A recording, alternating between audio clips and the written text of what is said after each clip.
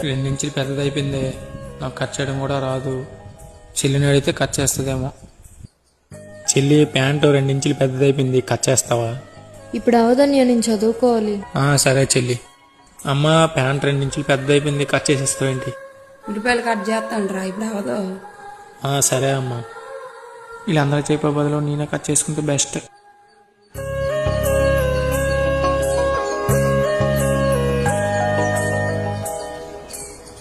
అయ్యో, అన్నయ్య pant cut చేయమన్నాడు కదా, కట్ చేసేద్దాం.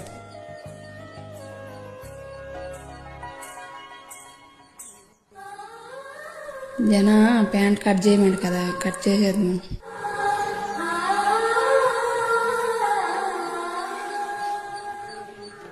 有人。